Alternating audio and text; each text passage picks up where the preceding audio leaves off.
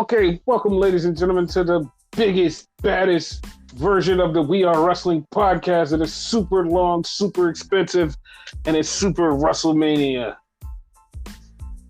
Oh my God, is it going to be long? Yes, and we are finishing the story with this podcast. Branding it? So, Smackdown starts off with the Usos, and they come out and they cut a promo. They're basically setting up for WrestleMania. They're talking shit, and then here comes Sammy and Kevin, and they're like, "Hey man, listen, we're gonna fuck y'all up. No, we're gonna fuck you up. Well, tomorrow night, one of us is gonna leave tag team champions." It was basic shit. It would have been funny. No one came out tag team champions. Right. And the one thing that stuck out is just Sammy keeps poking this whole Jay and Roman thing. He keeps poking the Jay, turning on Roman, and Roman not treating him right. It's a thing. Yeah. It started with them. This whole bloodline. Yep. And then as the Usos was leaving, the Street Profits came out because they were going to be in a singles four-way match right next. And it kind of looked like Usos and the Street Profits could be a thing. It was a nice little tease. So like later on, like, ooh, like this could be a feud after the Sammy and Kevin thing is over. Ooh. I like that. Yeah.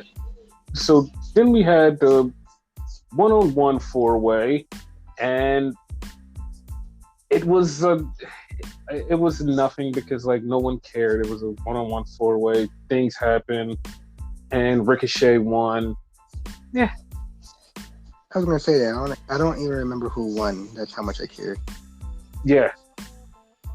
Roman was talking to the boys backstage, telling them, get ready, WrestleMania's coming, blah, blah, blah. The usual bullshit. So then we had the biggest match of SmackDown, the Andre the Giant Memorial Wimbledon Tournament.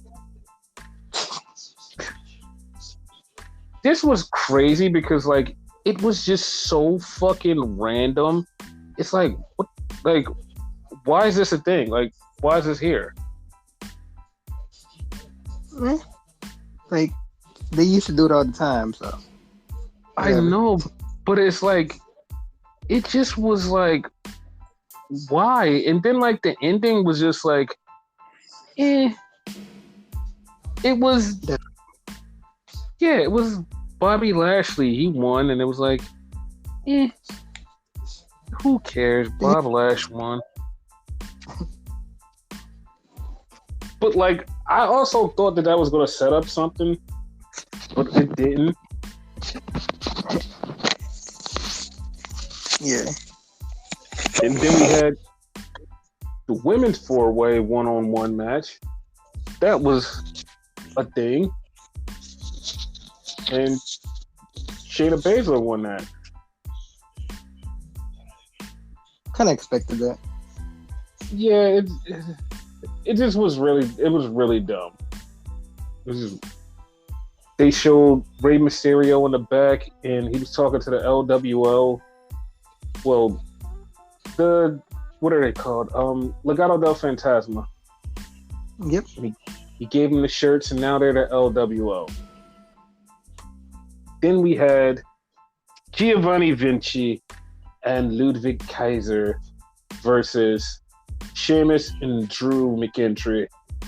And they had a match. Sheamus and Drew won. They kept fighting each other because, they're going to WrestleMania. They're going to fight each other. And it's a thing. Yeah. Then we had the main event. It was a banger. No pun intended. No, the tag team match was all right. Yeah. So then we had the main event segment. Cody Rhodes came out. He rapped Tupac because they're in LA. And he basically said he's got to beat Roman. And that's how he's going to end it. And at WrestleMania, it's all over. I'm going to beat Roman. And then Roman came out And you know what Roman did? Nothing. He did nothing. He just said, acknowledge me. And I was like, well, that's how you're going to leave it? The fuck? That fucked me up. Fucked me up, too.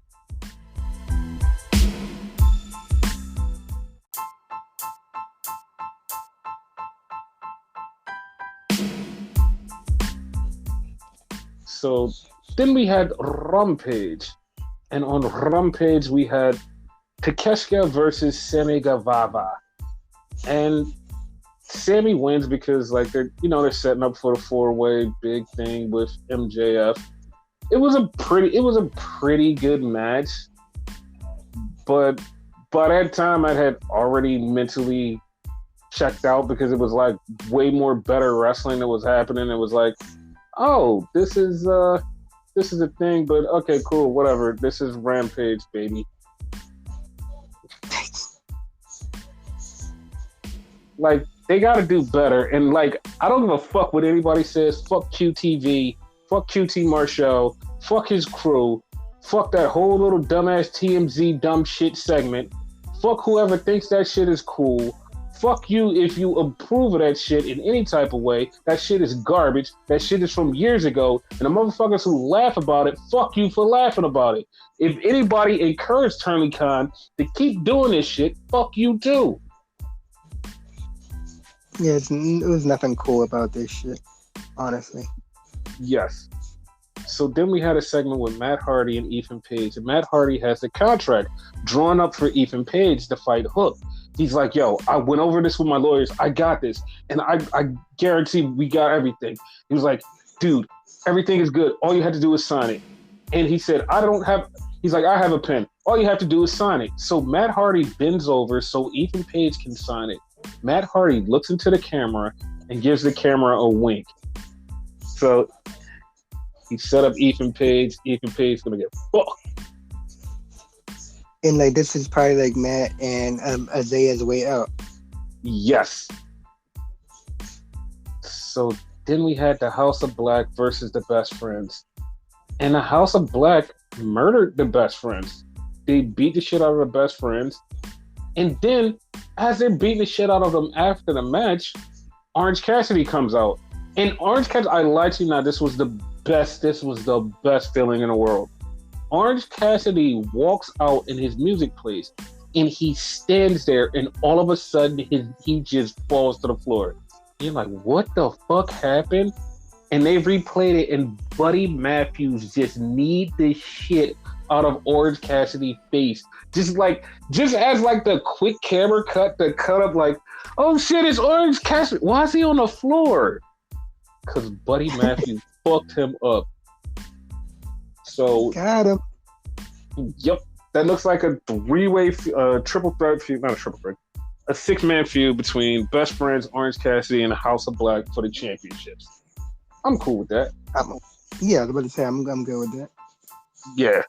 So then we had Shane Strickland keep alluding to he has friends. He keeps alluding to he has friends. And he says, I'm going to face Keith Lee. And he just keeps alluding to the friends. And Keith Lee's like, yo, I'm going to fight you anyway. I don't know who these friends are, but like, I don't know, man. I hope it's something good.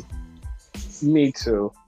So then we had Taya Valkyrie versus Marina Shafir. Taya Valkyrie beats her. Then Jade comes out with, I forgot the girl's name. She's from the place that they were at. Her name is Tootie something. And Tootie came in playing the legal person. And Tootie gets the jaded from Taya Valkyrie. So my friend was in the building and she said that when Taya did that to Tootie, the whole entire crew, the crowd booed the shit out of her. They edited it out because you can edit it out because Rampage is taped. And she said Taya got booed for that. It's like, oh shit, that's crazy. Because she's from there. Yes. So then we got an Anna Jay promo.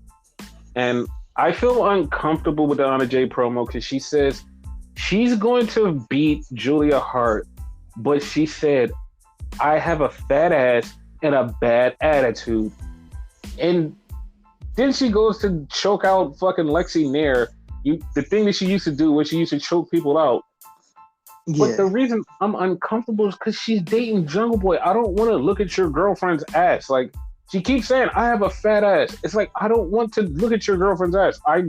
You two are dating. I don't want to be disrespectful. If she put it out there, fuck it. So now, like Killer Cross or whatever, I ain't looking. Fucking Jungle Boy, like, fuck that.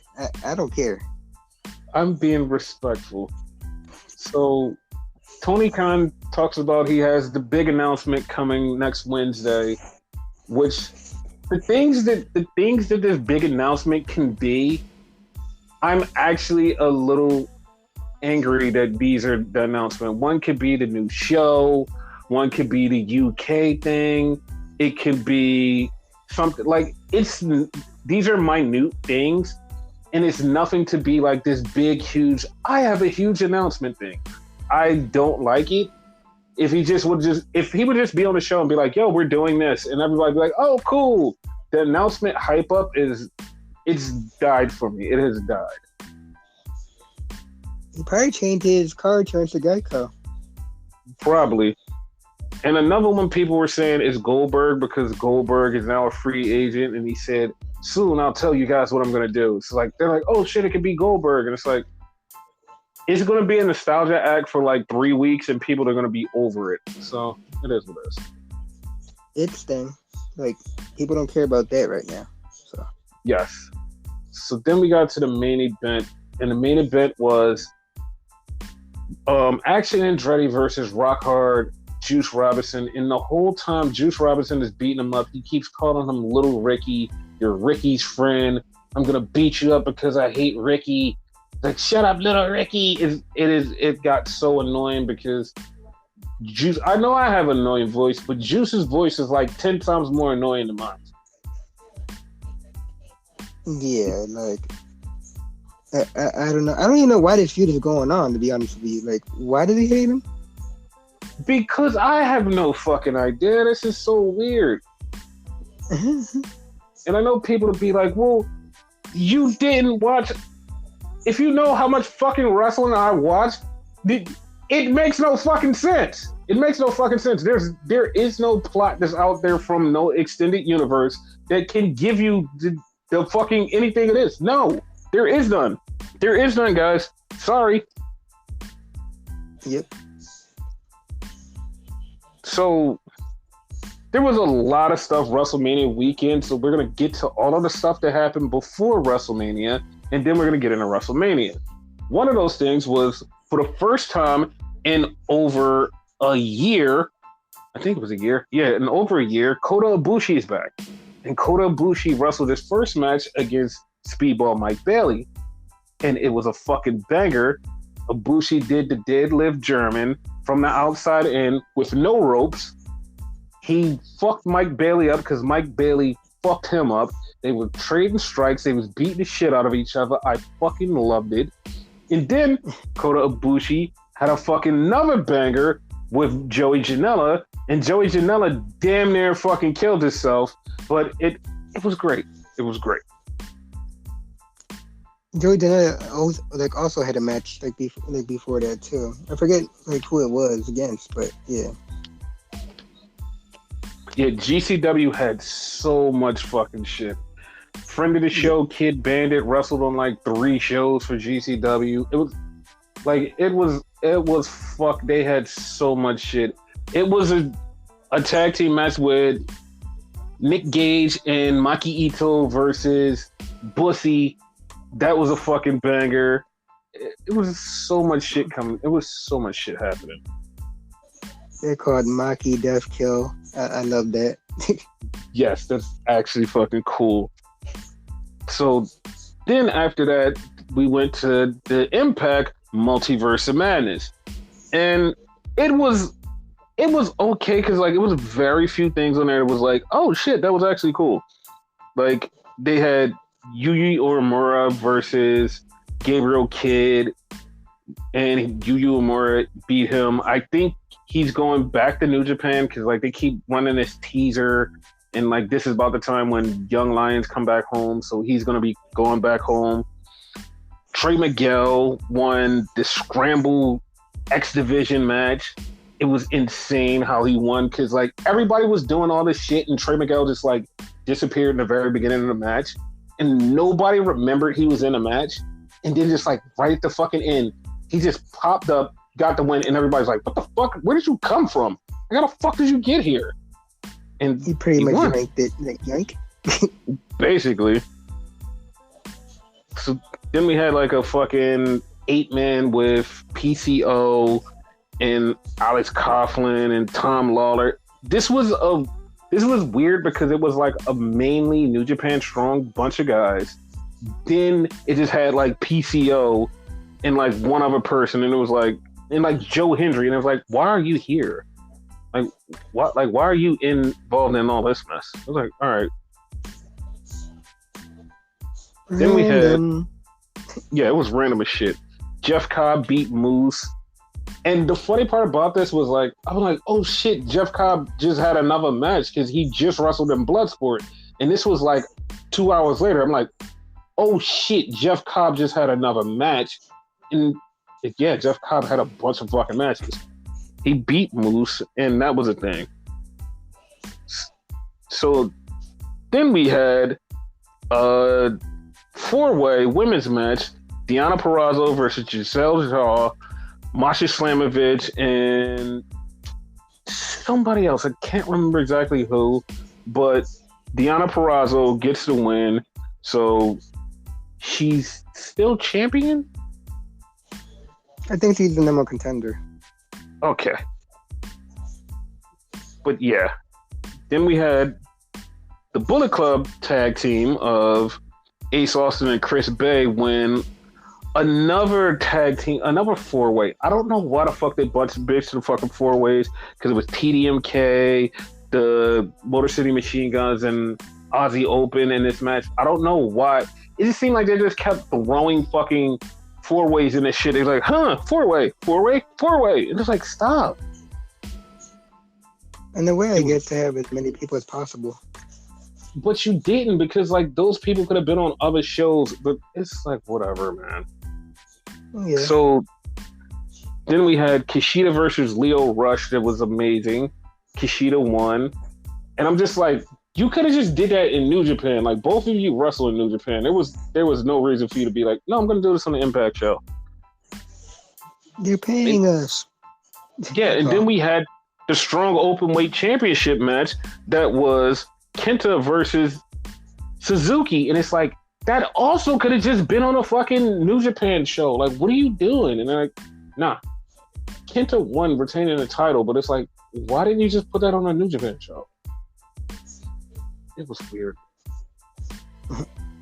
And then we had the main event that was because Josh Alexander is injured, so Speedball Mike Bailey needed an opponent, so his opponent was Hiroshi Tanahashi, and Tanahashi faced him, beat him.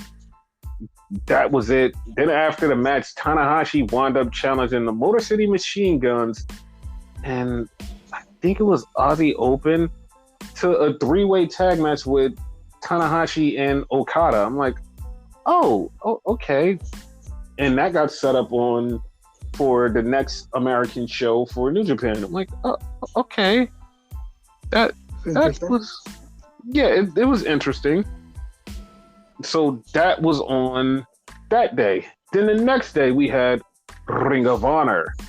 And there was some controversial shit that happened on this Ring of Honor show. And some people compared it to the ending of WrestleMania, but like we'll get to that. But it was some controversial shit on there. So it starts off with Jeff Cobb versus Tracy Williams, who I was unrecognized. I did not know who the fuck he was. I looked at him and was like, who the fuck are you? And he was like, that's Hot Sauce Tracy Williams. I was like, no, it's not. I know Hot Sauce Tracy Williams. That's not him. But it was him. He has a new look, and I guess because he's been off of TV for a while, he has a new look, and he's totally different, but good for him. Then we had Takeshita versus Willie Mack. He beats Willie Mack. And we had friend of the show, Willow Nightingale beat Miranda Alizé. Stu Grayson beat Slim J. This was all the pre-show. So all of this was like just literally just like bam, bam, bam. Over, bam, bam, bam. Over, bam, bam, bam. Over. And it was like no substance to that. So then we had Vikingo versus Commander for the AAA title. This match was good, but I literally, like, me and everybody else that watched this was like, that was not even Vikingo's best match of the fucking week. And this was at the beginning of the week. They were like, this isn't even his best match of the week.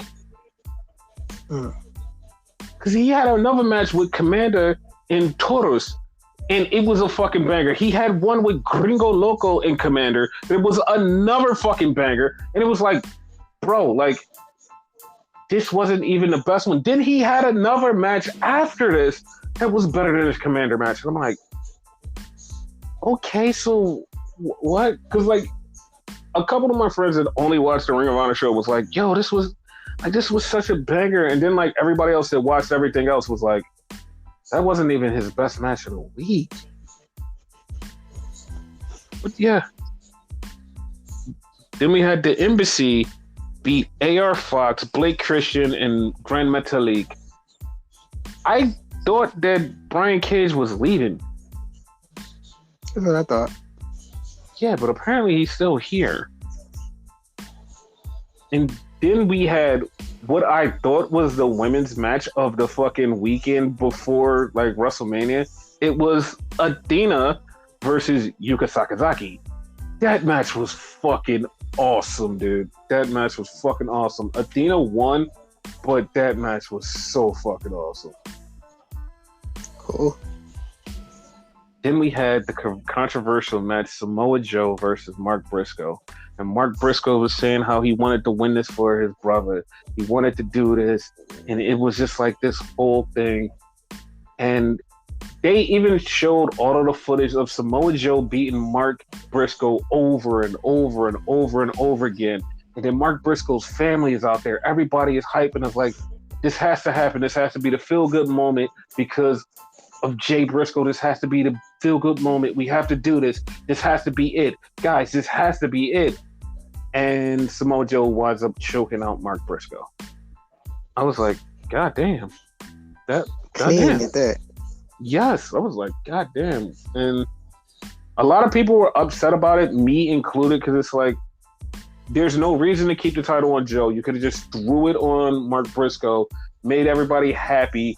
But then I heard from, like, a couple people behind the scenes, it was like, this is just part of the story. The story isn't finished. It's just a part of the story. So you should let it play out. Trust us. I have an inside scoop that this is going to wind up going probably the final battle, and we're going to get that big-ass win from Mark Briscoe because he's going to be on the chase, and he's going to beat Samoa Joe finally, and it's going to be this big thing. And I'm like, all right, that makes sense. I'm like, that makes sense. Yeah, like, the only part that I don't like is losing clean. If he would have cheated, fine. But no. Here's why it makes sense.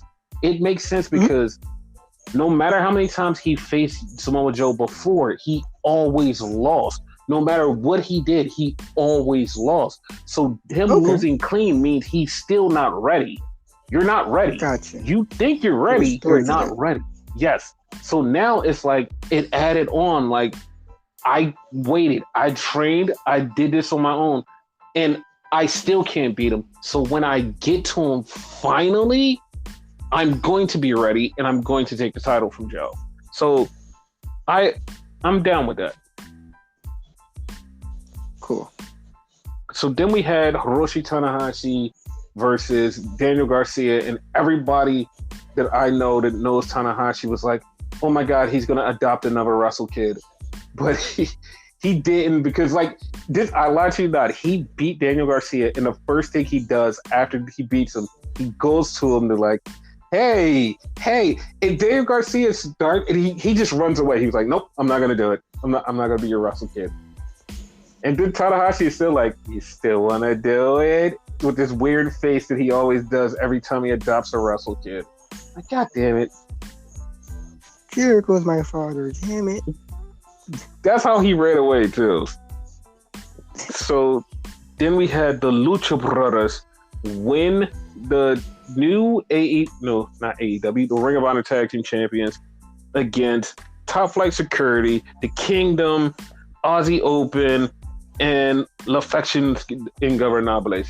This match was crazy, and there was a move, and I know I told Dante Martin to fucking step up to go against Montez Ford. There was a move where it was a ladder, and they did the Canadian Destroyer over another ladder onto the fucking floor, onto a bunch of tables, and Dante Martin's ankle went from one direction to a whole nother direction.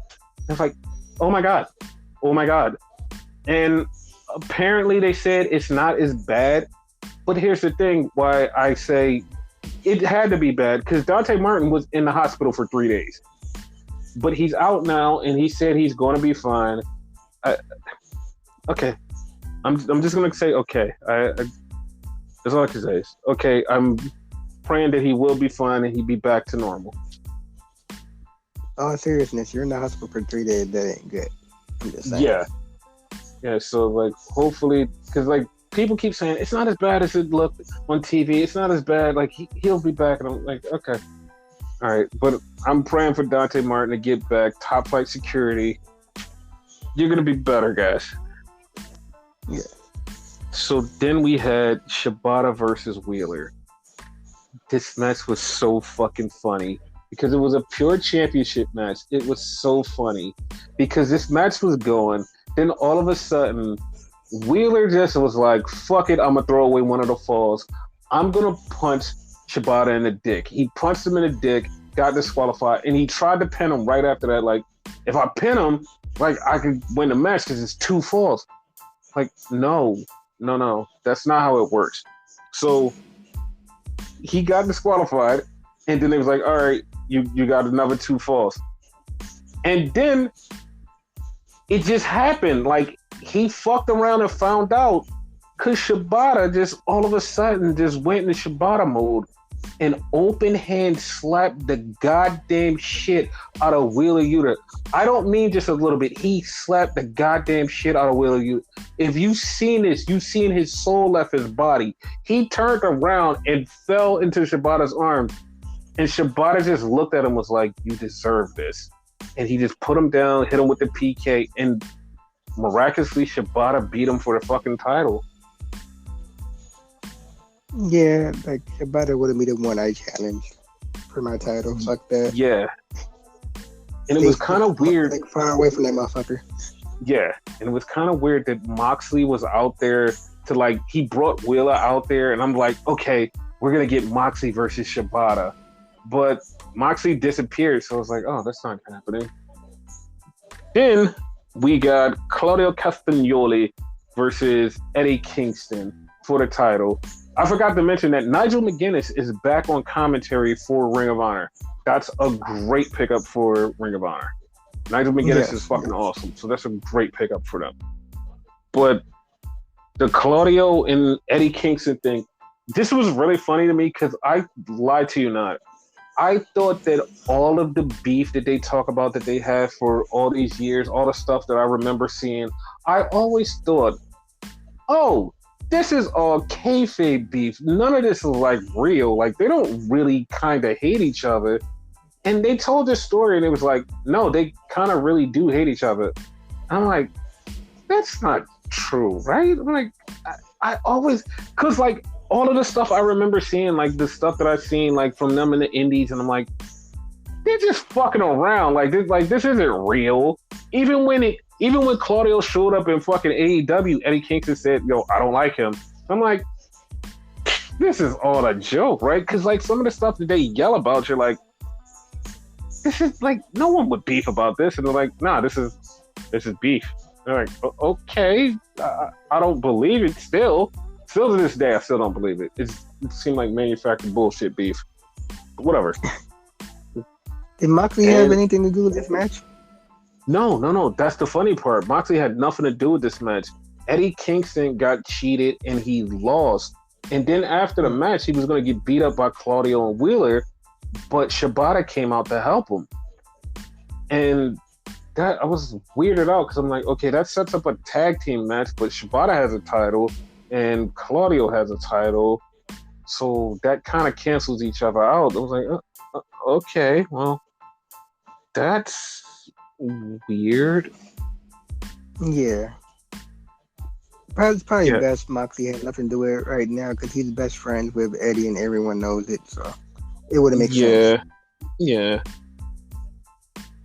But like it did fuck me up. I'm like, that is very fucked up. Like I was weirded out by that whole thing. Yeah. So yeah, that was a thing. And so we have Stand and Deliver. That was the next thing on the board. And it started out with Chase U versus the Schism. And the winner gets to control Chase University. This was good. Called it. Yes, she did. Ava reigned. She was very dominant. Thea is so entertaining even when she's wrestling. It was so good. And then throughout the match, Duke is beefing with Tyler and he just keeps fucking with him. He actually hits him by accident and it's like, oh shit. And then they almost get the win because of that. And it's like, oh fuck. And then Duke fakes out joining the Schism. He's like, all right, I'm gonna join. And then they're about to beat up to Chase you guys. And Duke's like, no, fuck this, I'm taking out the shirt. Rah! And beats the shit out of the Schism guys. And they wind up getting a win and saving Chase U. He was hype. I didn't think they would win, but yeah, like I seen what you call it, dude doing that shit. Yeah, it was good. Go do it. Mm-hmm. So this was after this was the women's ladder match, and this was creative as hell. They were doing shit in this ladder match that I didn't see done in any other ladder match, like especially in recent memory. It's like, what the fuck are you guys doing? Like some of this shit, and like all I kept thinking about was like what happened to Dante Martin, and it was like, what the fuck are you doing? Like what the fuck are you doing? Stop! What the fuck are you doing? It was crazy. Like Gigi did the fucking Terry Funk spot, and then like Indy did this fucking spine buster with Tiffany Stratton, and Tiffany Stratton's nothing but Tiffany Stratton's lower back hit the back of that ladder, and I was like, oh my god, she broke her back. Yeah, I thought the same thing. Yeah, and then Gigi ran up and she was about to grab the title. And all of a sudden, JC just shows up out of nowhere. And I'm like, isn't her arm fucked up? What the fuck is going on? And not anymore. Yeah, JC knocked down Gigi. And like, all I'm thinking is, we're going to get an X-Pac. We're going to get an X-Pac. We're going to get an X-Pac. And JC was like, nah, I'm just going to climb down and run away. It's like, you could have grabbed the title. What the fuck is wrong with you? I was like, okay. It would have been so good. Yes. So then we have Indy. Indy's crawling up the ladder. She can't get there. She falls back down. She can't get there. And then she looks down between her legs. Here's Dexter. Literally. Yes, literally between her legs. Dexter is between her legs. And he gives her the thumbs up and he helps her get up there. And Indy Hartwell is now the new women's champion. How do you feel about that? Yeah. That spot with him in between her legs, like kind of comfortable, but kind of funny at the same time. But it went full circle for her because, like, she damn near was gonna go heel. So, long term storytelling, see a line off of you. Like, I liked it. Yes. So then we had the triple threat match, and it was a triple threat tag team match for the tag team championships. And it's like, oh shit, this is good. The Creed brothers fucking lost it. They went crazy. And then we had Joe Coffey return, and he helped Gallus win. Gallus boys still on top. Yeah, good match. Yes.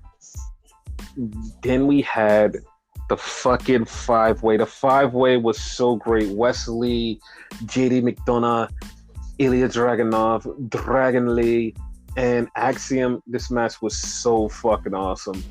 Like, the golden ratio went through the cardiac kick with Wesley. That shit was so fucking amazing. You didn't see that coming.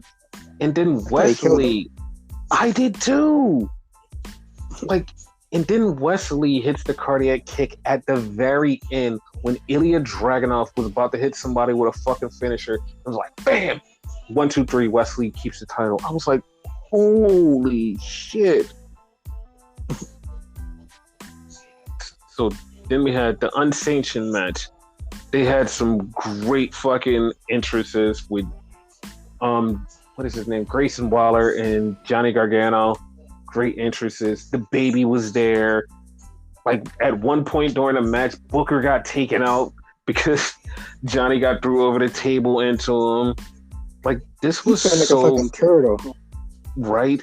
This was so fucking good. Johnny was beating the hell out of Grayson.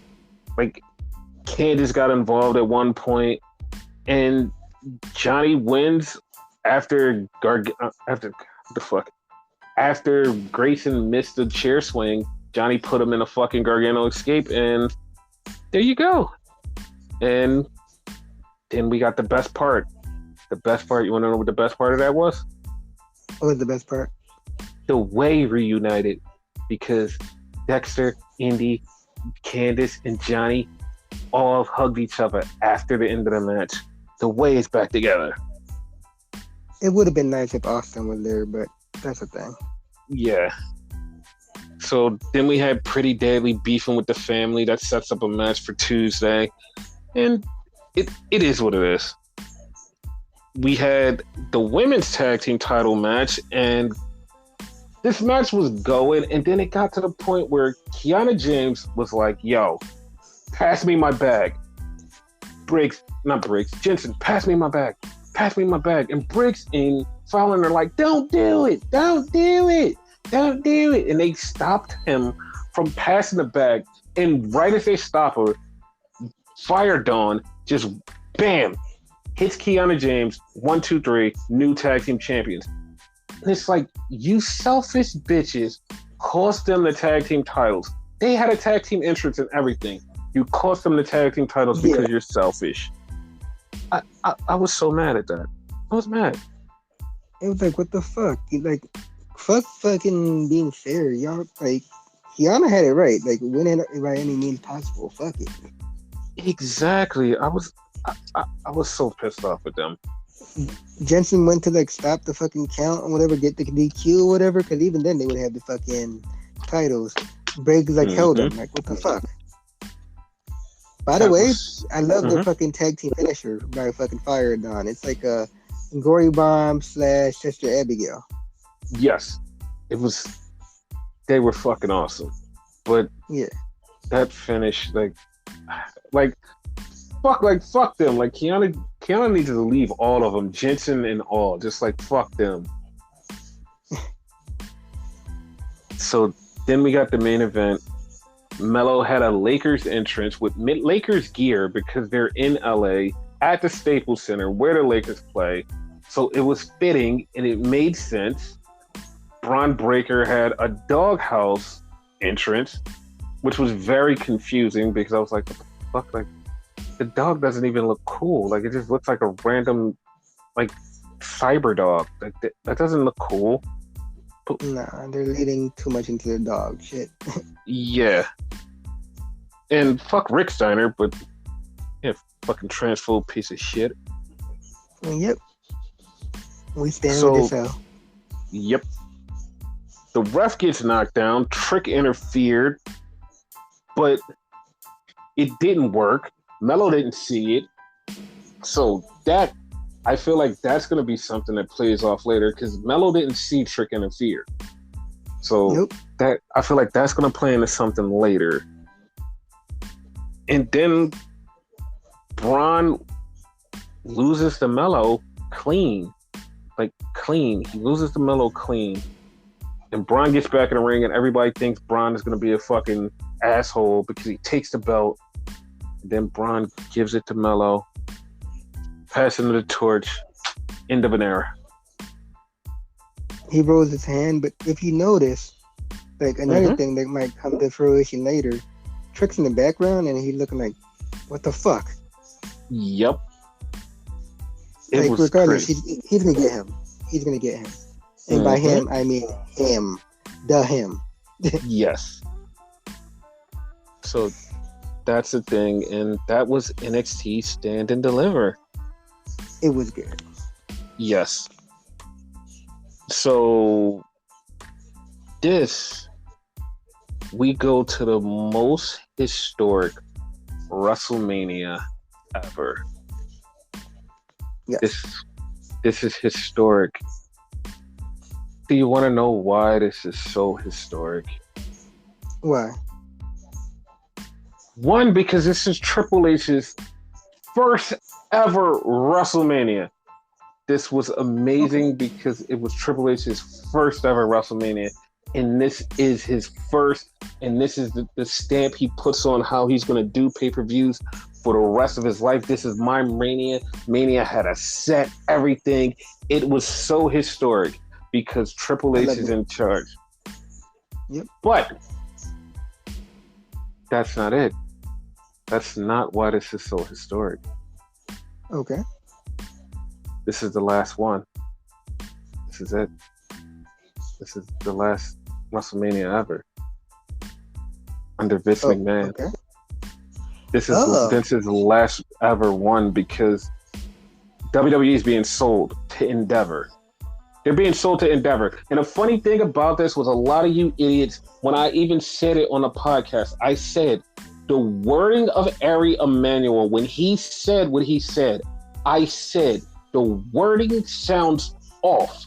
I said the wording sounds off when he was like, we're not trying to buy WWE. That price tag is too high. But, you know, and I said it to you. I said it on this podcast. I said the way he worded it, the way he said those things sounds like they're already in the process of doing this, but he doesn't want to say anything. It's not like that. And everybody's like, oh, they're backing out. There's no sale. NBC isn't doing anything. Like, well, it's over. Like, they're going to the Saudis. And everybody just kept saying, Saudis, Saudis, Saudis. A week ago, I was like, yeah, like, the sale can happen very soon. You never know. And I'm just like, okay. And in the back of my mind, I remember someone saying, I would be surprised if the deal isn't done. And I'm like, hold up, WrestleMania is here. The deal should be done. Like, there should be something. And then people was like, oh, Vince is in town. And I'm like, yeah, he's helping with WrestleMania. And then I'm like, also, he's helping with the sale. And I was like, that's really fucking weird that, like, no one heard anything. And then just, like, all of a sudden, they're like, yo, Endeavor's buying WWE. Going on. Vince is being put in a position in this new company. And this is a thing. It's not just Endeavor's buying WWE. They're making a whole new entire division for UFC and wrestling together, and Vince is being put in a position of power. Now, what I mean by that is he doesn't have creative control. Creative control is not his thing. He has something better over in Endeavor, so he kind of oversees WWE, but he doesn't really have creative control. He can say, hey, I don't want you to do this because I don't want you to do this, but he doesn't have day-to-day creative control. Triple H still has that.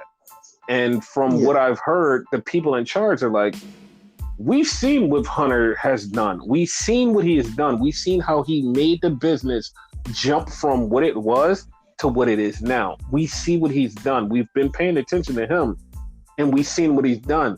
So we don't want to put Vince back in power because we know what Vince done and what was happening. We see how Triple H did, how he turned this Mania into like a multi-million-dollar Mania, and everything that he's been doing up until this point. We've been watching him, and we're going to leave him in power with creative because we know what Vince can do, but we've seen what Hunter can do. We're more impressed with what Hunter can do, taking them from barely scraping 2 million to over 2 million. The 18 to 29 numbers are way the fuck up because of Hunter. We're going to leave him in charge. Vince, you can have this power over here, but as far as creative, the day-to-day shit, the normal shit, that's going to be Hunter. We're going to leave him in charge. So I was like, okay. And if I was Vince, I wouldn't give a fuck anyway, because not only am I getting all of this money, I'm getting to be put in a power of position like Dana White is. Like, he actually has a better position in this company than Dana White does. That's insane. So it's like he has a say, but at the same time doesn't have a say. Yes, because Dana White literally is just a figurehead. Dana White literally doesn't do anything anymore. He's just, I'm the guy. I'm this guy. And that's what Vince is going to be. Vince is going to be, oh, I have connections. I can do this.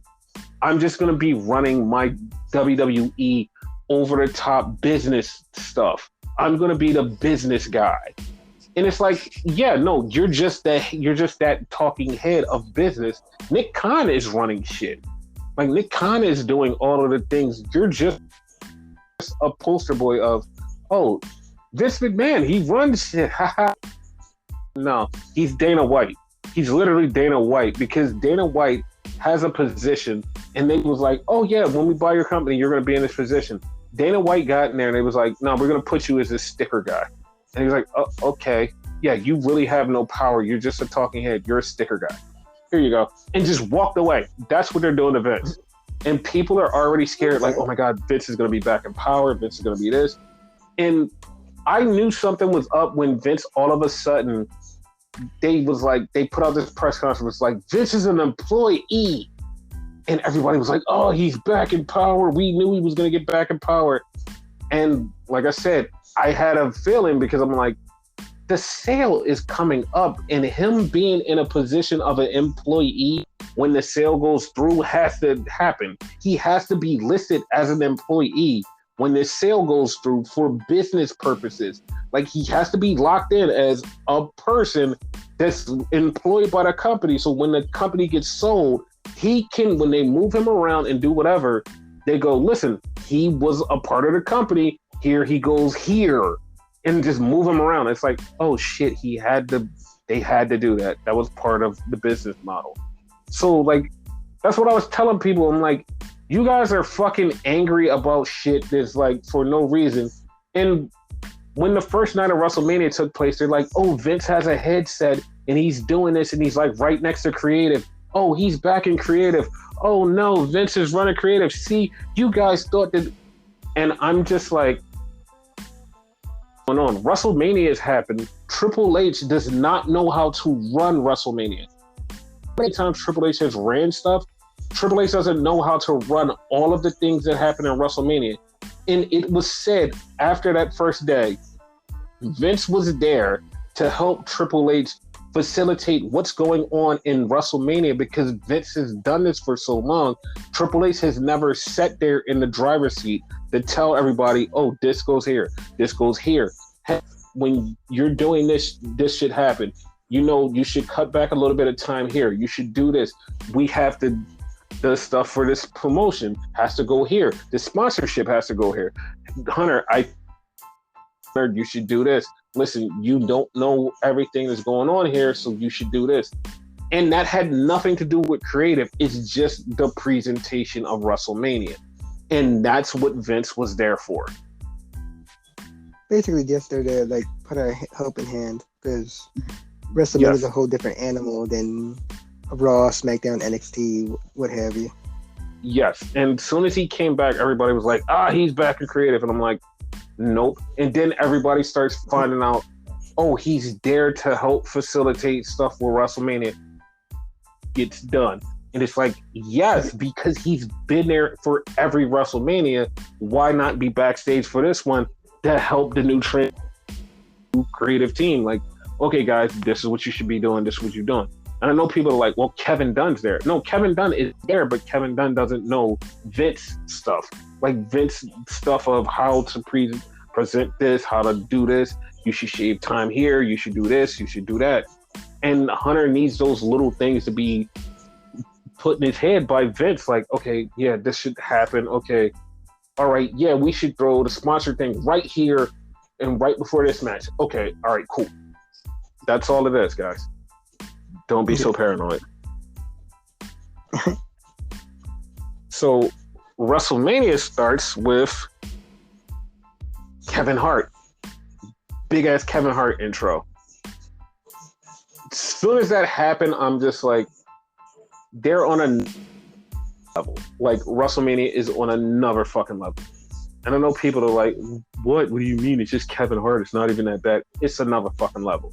Like Kevin Hart is a superstar. And it's like, you get him to open up WrestleMania and he's talking about WrestleMania, just talking about everything. And it's like, dog, you get him to open up your show, you're on another level. WrestleMania is on another level. Right there, it was just like, oh, yep, we're way above what we should be. Yeah. And then we start off with the host of WrestleMania, The Miz, and the co-host that I didn't know was a co-host, Snoop Dogg. That came from left field. Like, what the fuck? Yeah. I was like, I just thought Snoop was out there just to be out there for the beginning, but apparently he was the co-host of WrestleMania. I was like, what the fuck? Yeah. So we start off with Austin Theory versus John Cena. It was a basic match. We started with the Make-A-Wish kids for John Cena's entrance. I was very confused, and it was a thing. And it was a match, ref bump, low blow, Austin Theory wins, and somebody who worked with John Cena told Brian Alvarez, I literally can do this match in my sleep. This was a basic John Cena paint by numbers match. There was no difference.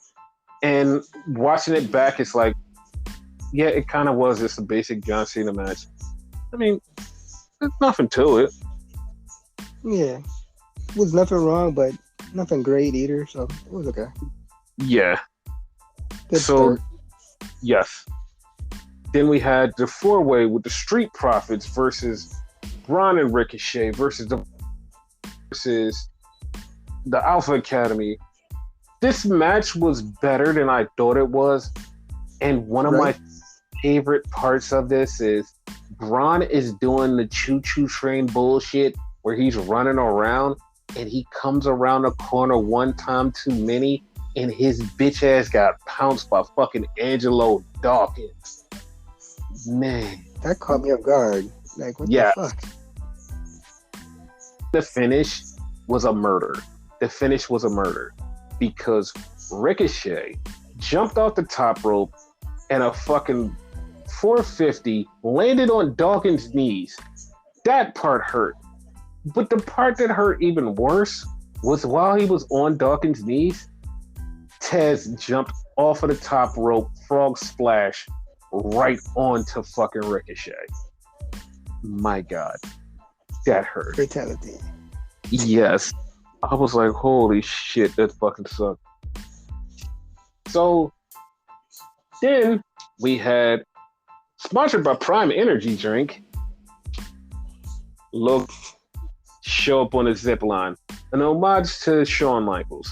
He comes down with this Prime Energy mascot, and as soon as he came down, Renegade goes, that could be Zack Ryder.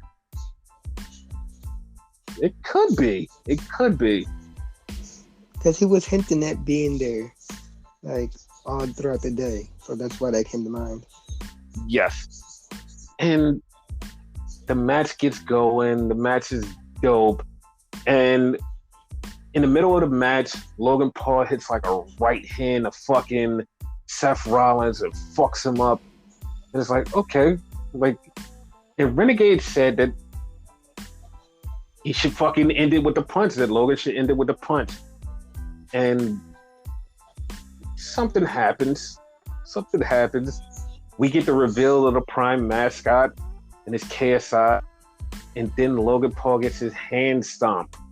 His fucking hand stomped by Seth Rollins. And Logan Paul sells the shit out of it. And Logan Paul gets back in the ring, and then he tries to knock out Seth, but because he didn't have the power out, so Seth kicked out. Storytelling. And then Logan Paul... I thought his hand was really fucked up. I did too, because he kept fucking using that finger and like have it down, and I'm like, oh shit, he broke his fucking hand. Dude, Logan Paul is... He's good at his job. Yes, he's great at his job. And then they go on the outside, and fucking KSI, still dressed up as a Prime mascot, fucking filming. They put Seth Rollins on the table. And people, like, it was so funny that, like, I heard, like, 5 people, I lie to you not, 5 people go, why the fuck did Logan Paul jump when he saw KSI on the table? Here's why, dumbasses. Logan Paul standing on the fucking top turnbuckle. He grabs the water, guzzles the water, does the Triple H, looks up and spits, and then does the dive. While Seth Rollins switches out for Logan Paul hits KSI. And I was just so like... more or less, he wasn't paying attention. Yes. And I'm like, oh my God, he paid so attention to the detail where he did the water spit and didn't look back down. He just did the spit, looked up, it just jumped. And I'm like, oh my God, he paid attention to detail where people can't be like, he just jumped and like he jumped because the last thing Seth down there does the water spit, jump, and in midair is like, oh shit, it's KSI, and he murders him. I'm like, this kid is so fucking fantastic. You can hate him for everything else, but in the ring, he's fucking perfect. I can't believe it. I cannot believe it. Credit to KSI for taking that spot too. So. Yes. And then Logan gets back in the ring. He gets hit with the... Seth wins. But my God, that was great. Yes. Had damage control. Renegade said Bailey looked like a Fortnite character. But then you said fucking Dakota looked like a Fortnite character. Yeah. And we had the Sin City entrance with Trish and Lita. This match was like, it wasn't impressive, but like it was there.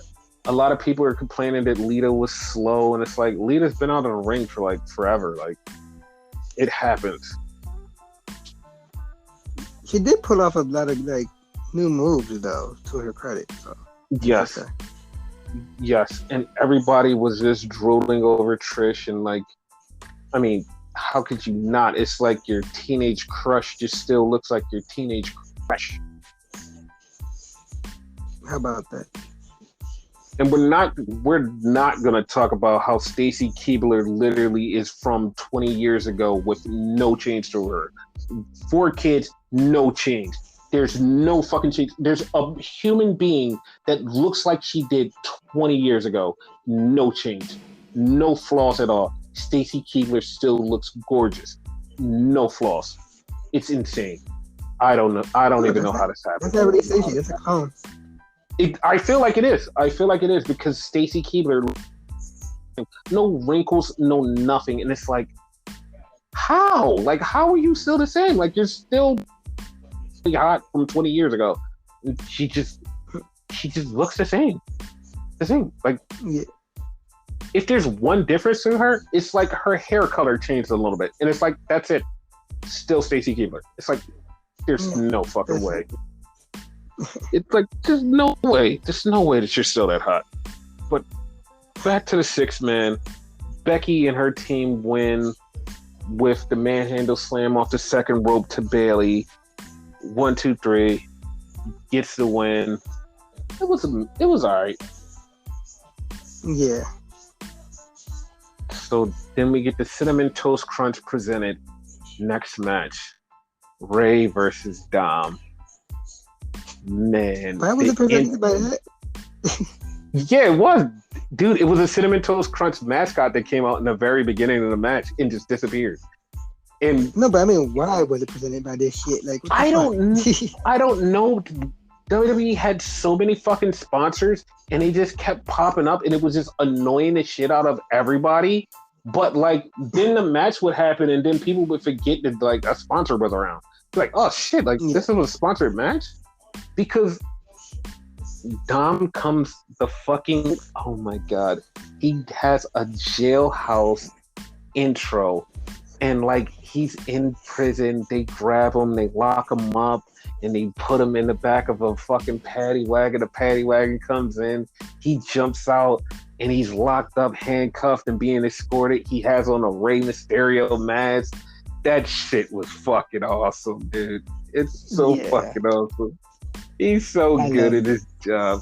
Yes. Then they finally to the ring, and he got in a ring and just was being cocky asshole Dom. I'm like, dude, he's so fucking good. Then great gear too. Yes, we get the lowrider, Snoop Dogg and a lowrider with gin and juice playing. Comes out halfway through. Then we get the Viva la Raza. Everybody pop. It's an Eddie thing. And then Ray comes up. Then they hit the Ray music. I'm totally pissed off about it because they still. Ray went in the fucking Hall of Fame. They still didn't hit the Who's That Jumping Out the Sky Rey Mysterio music. Fuck that, man. That music was fucking great. And he could have had the pop-up entrance too. Yes. Oh my god, that's so pissed me off. Because the fucking Hall of Fame before Conan spit this banging ass speech, and Ray went in, and Dom and Maria and them, they got up and they walked out. So, you know, that was a thing. But this match was so good. This match was good because at one point, Dom goes into the fucking post and he's fucked up in the post. Ray takes off his belt and beats Dom. I fucking loved it. Yeah, like it goes back to your whole thing. Like he should have beat him when he was a kid. So that's what that was. Dom throws a drink in Aaliyah's face. He gets slapped by his mom. Like, this shit was so good. Then the Judgment Day came out at one point. They got ran off by the LWO. Santos Escobar did some cool shit, jumped on Damian Priest. I knew this. You skipped the part that Aaliyah was about to fuck up Dominic. Oh, from getting a drink thrown in her face. Like, she was going to jump over and fuck him up and cost Ray the match. Yep. Uh-huh. And before the match, Bad Bunny came out, and I knew exactly where this was going because I'm like, this has something to do with something. And I said, I know why he's here. And Renegade got mad at me because, but that wasn't why I did that. I knew something was up because he was on an announcement. Priest took off his jacket in this whole scuffle, and he put it the fucking turnbuckle, and everybody was like, "Oh, that's whatever." And then Dom went to go do that jacket and pull out a chain, but right before he could use it, Bad Bunny grabbed the chain and was like, "Nah, player, not now." And then Ray winds up beating Dom. That was great. Yeah.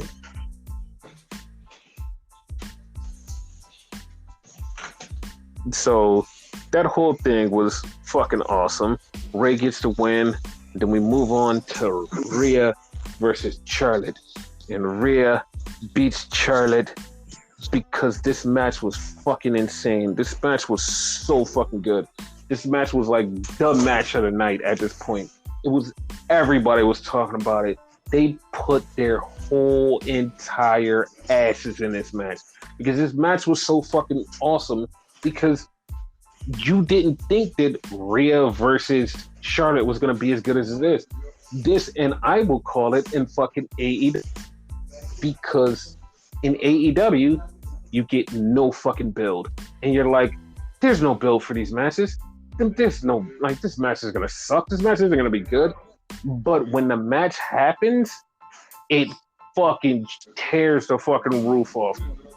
This match was one of those. Fucking Charlotte kicked out of the fucking Riptide. Like, this was so good. And then fucking Rhea hits the Riptide off of the fucking top rope. Bam! She hits it. 1, 2, 3. We get a new champion. Charlotte beats Rhea Ripley. Oh my god, this is so good. And then we have Miz come out. Miz and Snoop come out. They're out. And they're just talking shit. And then Miz is like, why am I not on WrestleMania? Why am I not here? Pat McAfee's music hit. Pat McAfee's like, yo, I got on my WrestleMania gear. What's up? And Miz is like, oh, I'm not ready. And then Snoop's like, no, dude. Fuck it. Let's have this match. Snoop goes, yeah, let's have this match. And he's like, wait, what? The referee comes out. Pat McAfee wrestles Miz. Pat McAfee does a fucking swanton off the top rope on the outside onto Miz. He throws Miz back in the ring. The San Francisco 49er football player, I forgot his goddamn name, was out there. Oh my god, it was so good. Pat McAfee hits the fucking punt kick. 1, 2, 3. Miz is done. Miz loses to Pat McAfee. Michael Cole was going fucking nuts for this. This shit was so good. So then, main event of night 1. Yes, that's right. I said main event of night 1. Little Uzi Vert comes out. He's performing, and then the Usos show up. Usos come out, puts the ones in the sky with Uzi. They come down there wearing all white. Then here we go.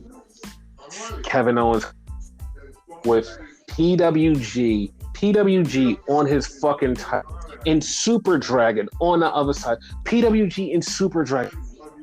Had PWG and Super Dragon represented at the main event. And then Sammy comes out with PWG and Super Dragon on his tights. A straight up PWG call out. I was so happy for that.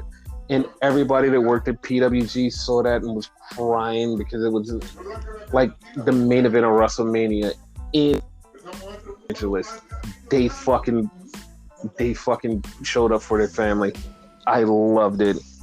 And this was so good. Elgin by Michael Cole. This was so great.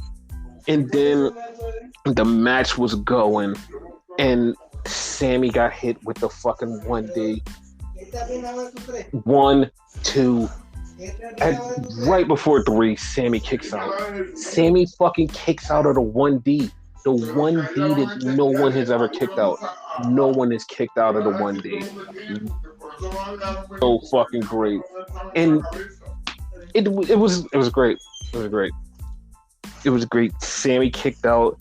Then Jay got super kicked. He got Honor. He kicked out. And then Kevin kicked out of the Uso splash. And we got to it. Did a bunch of El Generico spots. Was fucking awesome. Then we got to the fucking end, and Sammy had to do it to Jay. He had him in the corner. Hell of a kick. And then Jay fell into Sammy's arms. He said, you made me do this to you. And then he said, I'm sorry. I love you. Put him back up. Hell of a kick. He fell into his arms again. And he just looked at him and shook his head. Put him back up one more time. Bam! Hell of a kick one more time. 1, 2, 3. New tag team champions. Sammy and Kevin beat the Usos. Fucking great. I like how you predicted that, though. Yeah. Like, I said it was going to happen. The wording? Yes. He was like, you better say, I'm sorry, I love you. And then he wound up saying it. Mm-hmm. I think he said something, Oos. Like, I'm sorry, Oos, or something. Like, yes. His exact word. But yeah. Yes, this was... Because it felt like it had to be done. Like, if you're going to kill your friend, you have to tell him you're sorry. Like, you can't just you can't just end it without saying I'm sorry, I love you. Like you have to. It's like even though it's like an overdone trope, it's like you have to. You don't in wrestling when you end something, especially with something you love, you gotta say I'm sorry, I love you, and then just do That's it. the beauty. Yes, that's the end. Like, well, not the end because it's gonna continue, but still. Yeah, but like the end of that chapter had to end. It was like that's how you do it. And yeah, I seen a lot of praise. Like this was so good because not only did it have just like praise from the fans and everybody there, it had praise from rep, and everybody loved it. Even the journalist was like, "This was so amazing." Everybody was like, "This is one of the greatest WrestleManias." Like this night one was one of the greatest WrestleManias, and it was like, "Yo, if they just stick the landing tomorrow, it will be the greatest WrestleMania ever." But like night one goes down as one of the greatest WrestleManias ever. Like you can't deny it. Yeah, and even if like you hate the rest of it, you have to go with this was great. Like this was one of the greatest. Yeah. So then we start night 2 with the same bullshit of Miz and Snoop Dogg coming out. Hey, we're hosts of WrestleMania. We're not going to make you wait anymore. Brock versus Omos. This match was fun. Because Brock was getting fucked up for a while. Then he was like, nah, fuck it. I'm going to hit a couple Germans on this big-ass dude where everybody was like, oh, shit. Hit a couple Germans. That's fucking crazy. Yeah. Yeah. And then Brock hit the F5 on, and then 1, 2, 3. It's like, god damn. Short and sweet. I liked it. Yes. So then we had the women's 4 was a hodgepodge of a bunch of women. Liv Morgan and Raquel Rodriguez, which were a team anyway. Then we had Chelsea Green and what is her name? Sonya Deville. Yeah. And then we had Natty and Shotzi Blackheart versus Ronda and Shayna. And at one point, nobody even acknowledged this. No one acknowledged this but this happened. Shayna was on the outside and somebody got tossed over the top rope and wound up on Shayna's leg, and her leg was injured. And that's why when she came back at the end of the match, her boot was off because her leg got fucked up. Like, she's fine now, but like, it was a little fuck up. Was it the spot with Liv with the powerbomb outside the ring? Might have been there. Yes. Yeah. It was right there because like right before that, somebody had jumped outside and she didn't get time to readjust, and Raquel Rodriguez threw Liv with a pop rope and it hit Shayna's leg and it fucked. But yeah, they won, so that moves on to the next thing. And then from what I've heard, from everything that I've heard, Bob Lash was supposed to come out and do this open challenge at WrestleMania. And I heard the same thing. Yeah, and it's like, okay, cool. Bob Lash is going to come out and do this open challenge. No, he just came out and was like, hi, I won a tournament thingy. Hi. And then just went away. And when I'm like, what the fuck? Like, that was dumb as hell. Yeah, at least he was at WrestleMania. Did he do anything? Yes. No, but... Yes. And then we had the 3-way that was a fucking banger. The ending was like not what I predicted. This was a fucking banger though. Holy shit. Like Gunther chopped the shit out of Drew. Drew chopped the shit out of Gunther. They was going back and forth with chop it. It was like, holy shit. And it was sounding through the fucking arena. It was like, oh my God, this is crazy. It was like this match insane. Like everything that you think of, a 20 beats of the Bowery. It was like, what the fuck? At one point, Drew pulled Sheamus out because Sheamus was about to pin Gunther, and it looked like it was all over. And it was like, okay. And then the end came when Gunther powerbombed Sheamus into Drew and then powerbombed Drew, and then 1, 2, 3, Gunther retains the title, still forever Intercontinental Champion. I didn't see that coming. Like, I could have sworn Sheamus was going to win that shit. Yeah, I didn't see it coming either. I was like, oh, that was crazy. Yes. So then we had Asuka versus Bianca, and Asuka comes out with a bunch of different Asuka women that were dressed like Asuka. It was like, oh, okay, cool. That's a thing. Yeah, I did too. It was like, why is it so many Asukas? And then she came with the green Asuka, and it was like, oh, okay. And then Bianca had a bunch of young girls come out from Compton, and they were doing their thing, and they were dancing, and it was a great fucking entrance. Everybody was happy. As soon as that entrance happened, I knew it was going to happen. Wait, you thought she was going to lose? No. No. What did you think was going to happen? Originally, I thought she was going to win. I mean, she was going to lose, rather. But, like, yeah, that entrance changed everything. So. Yeah, I didn't I don't know, because like I honestly thought Asuka was going to win this because Bianca had the title since last year, and Bianca fucking like she got put in the armbar, she muscled her way out and wind up putting Asuka in the KOD for the win, and I was just shocked. I was like, what? Like, she won? Like, I wasn't mad at it, but I was just shocked that it happened, because I'm like, oh, on people for too long, and then like they just take them off of them, and that's how it's gonna go. And it's like, no. We make stories around here, and it's like, oh, now somebody has to beat her for the championship.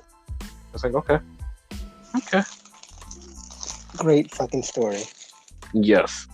So then we get Miz and Snoop back out here again, and they're talking, and Snoop goes, so what, you like want another match?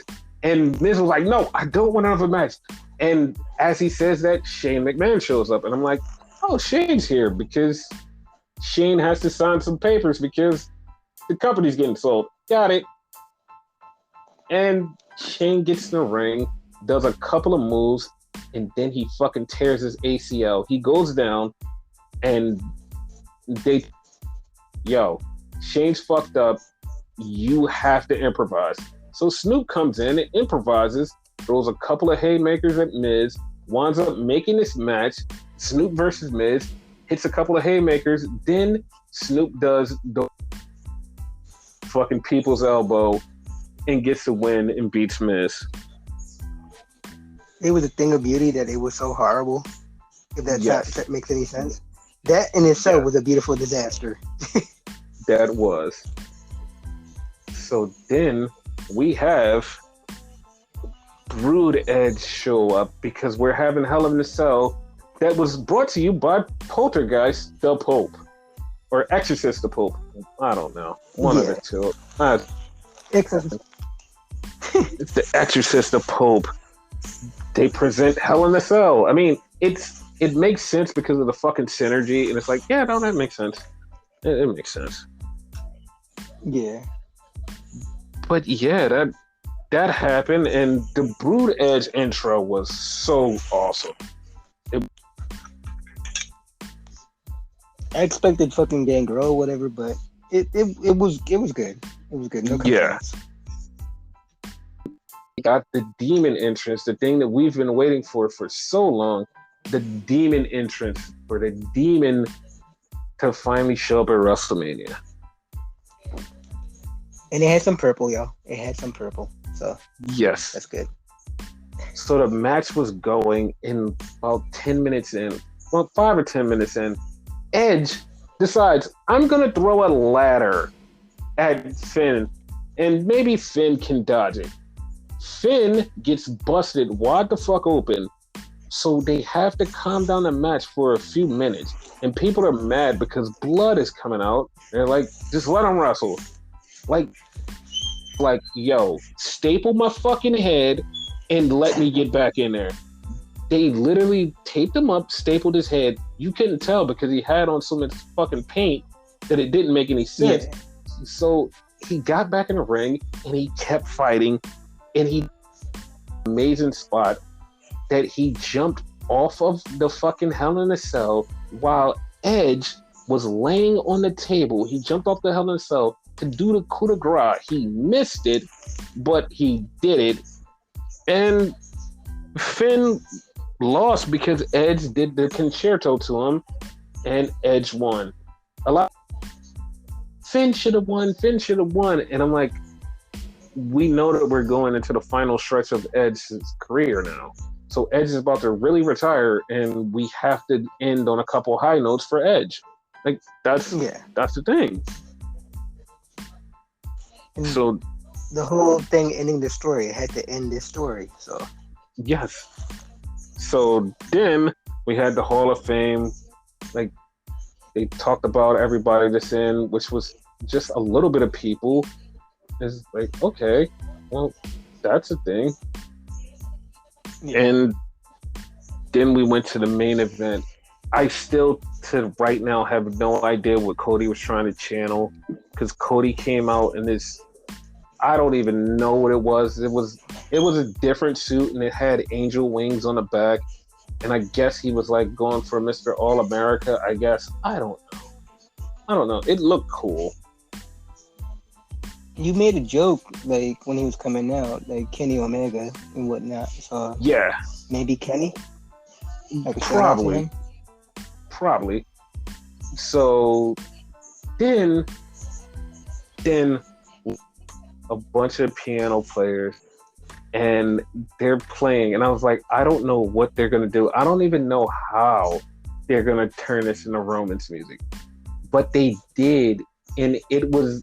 And somebody mentioned, it was like, this is just Final Boss, and I listened to it and looked and was like, holy shit, this was Boss, because that's exactly what it sounded like. Final Boss video game shit. That's how shit sets up for a fucking Final Boss, and that was it. And here comes the Final Boss, Roman. I'm like, oh shit. And he came out with Solo. That threw me off when he came out with Solo. I thought Solo was going to be there. Yeah, but the funny part about it, which we're going to get to in a second, Renegade asked me a question earlier about the main event, and I gave him an answer, but I gave him an answer of something different. And he said, no, do you think the thing that I'm going to happen? I was like, the thing that I think is going to happen. And we were both right. Basically. So the match is going. Solo interfered, and they kicked Solo out. And then the match just got good. Like, the match was already good, but like the match just got good. Before the match, Cody hugged his daughter and gave -1 his belt. Yes, and they mentioned -1. They didn't call him -1. They called him by his real name. And it was like John Harper Jr. Yeah, it was like how you pronounce it, but yeah. It was like, oh shit, like they acknowledged -1 and like, oh, this. And so the match was going really good. Then at one point, Cody got hit with the Superman punch. Bam! And it was like, oh, the match is, oh no, he kicked out. Okay. Then Cody kicked out a spear. It was like, oh shit. Then we had a ref bump. It's like, oh shit, what's going to happen? The Usos show up. That's exactly what we were talking about. I made the joke that, because Renegade said, hey, do you think show up? And I was like, no, the Usos are going to show up. And it's like, no, but I mean, Sammy and Kevin's going to show up for Cody to stop the Usos. And I'm like, no, I think the Usos are going to show up to stop Cody. That's exactly what happened, because Sammy and Kevin came out to stop the Usos. So basically, we predicted the whole thing simultaneously. Yes. So then the match is going, and we're right at the very end. Cody hits the fucking what is it? Crossroads. 1. He didn't let go. He got up 2, and he's at the 3rd one. And right as he's at the 3rd one, Solo Sikoa jumps up, Samoan spikes while the referee is distracted by Paul Heyman. Samoan spikes the shit out of Cody right in the throat. Cody's holding his throat. Roman runs back and forth, hits the spear. 1, 2, 3. The crowd fucking died. They fucking died. And Cody had like the distraught look in his face. Yes. So Roman keeps the title, and he's going for 1,000 days. Like, so how do you feel? How? I'm not angry like everybody else is. Like, in a way, I'd rather Cody won, but like at the same time, it's like telling a story. You know what I mean? Like, the story's going to continue, and we're going to have a different ending. It's similar in the same vein to Sammy's. Everybody wanted a different ending for that one, but that ended great. So, just because we want it one way doesn't mean it should be that way. Yes, and like, it's so many. It's like, I can't believe WWE did this. This is so stupid.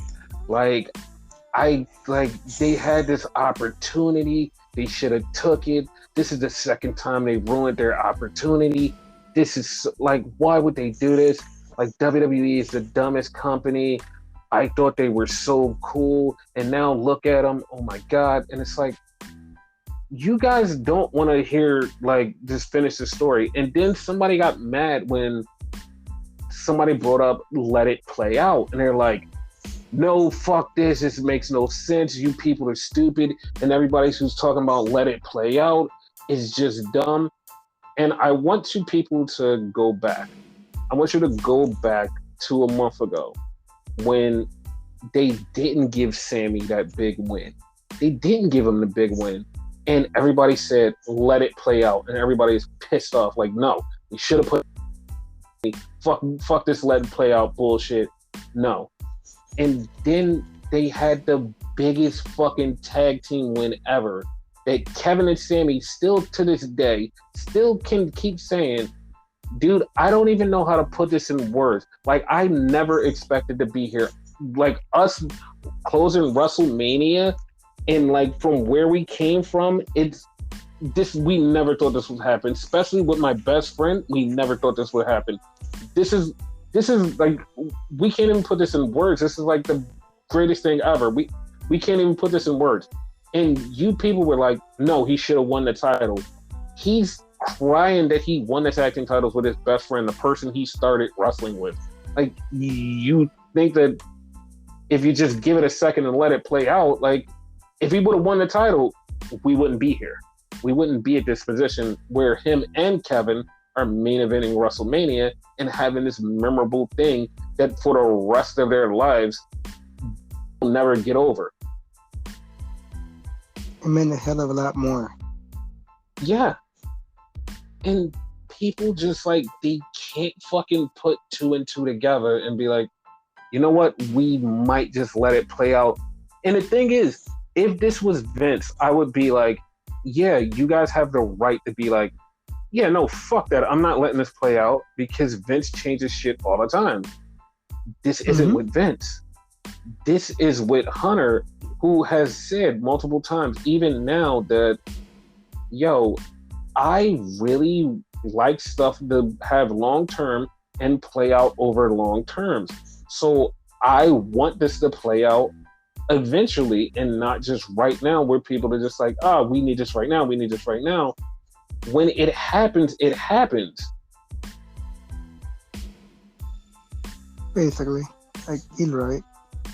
Yeah, and like, I've actually said this before when the very beginning of the story started. I said, yo, this whole thing, would you be mad if Cody got screwed out of the first one and then won the title eventually?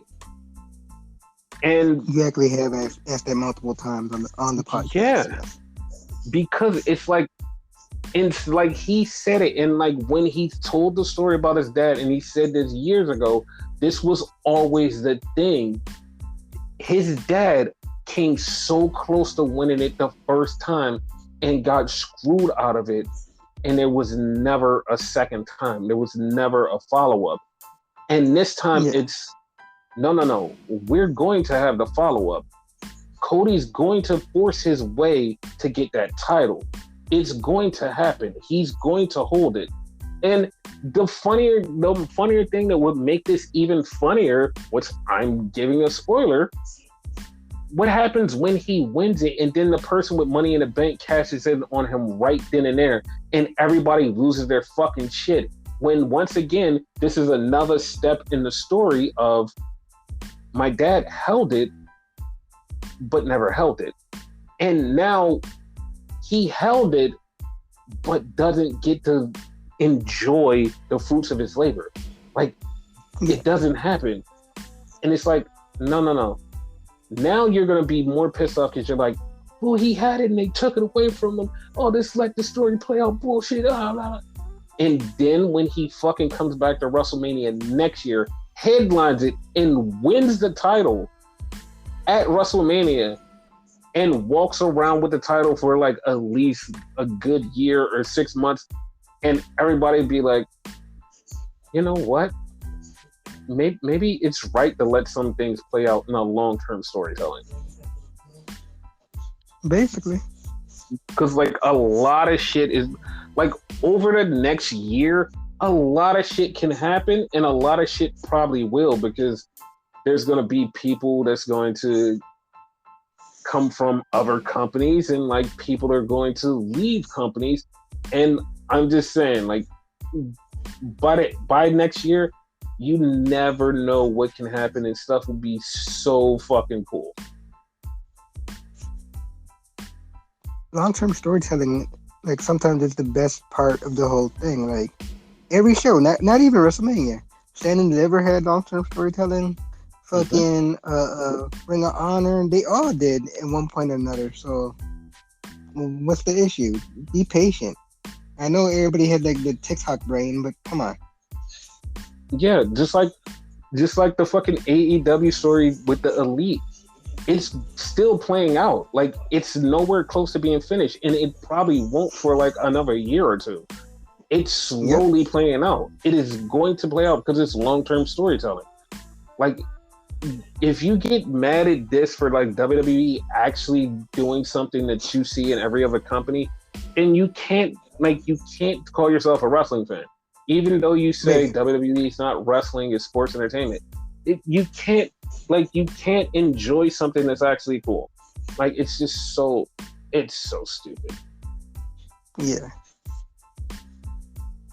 But yeah, that was WrestleMania, and yeah, I think we've covered everything. So that sounds about right. Yeah, Renegade, Everything Enigma on YouTube, and yes, sir, everywhere got else. all that covered. Yep. Plug all of your shit. Yeah, the YouTube, Everything Enigma, the Twitch, Everything Enigma, Kick, Everything Enigma. Yes, I have a Kick. I don't care. Whatever you want to follow me on, Renegade Enigma and everything else. Boom, go to Dynamite. And yeah, I'm fucking exhausted, y'all. I imagine Byron Viper's exhausted. And yeah, great week of wrestling.